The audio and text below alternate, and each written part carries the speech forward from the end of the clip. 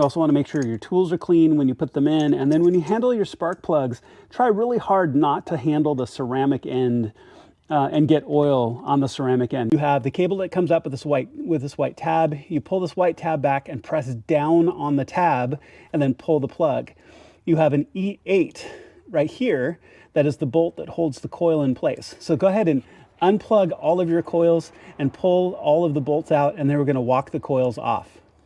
All right, so as you can see, I've backed the screws completely out of the coils. The only thing I've done is you've got this insulation material that I've kind of pushed back up and out of the way. Go ahead at this point, just very carefully just work these coils out. They will come out just like that. All right, now the other thing I always do with my coils is I put them back in the same place. So when I set them down, I always set them down in order as I pull each one out.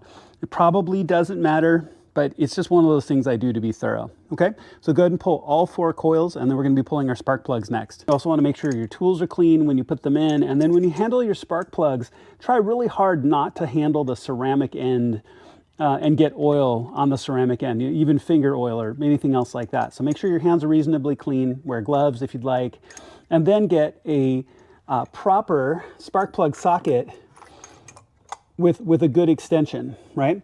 So I've got multiple tools that can do this. I have several spark plug sockets. I just got an extension of the right length, which is about a medium. That should allow me just to get to all 4 of these, and they'll come right out. But just be careful and clean as you do them.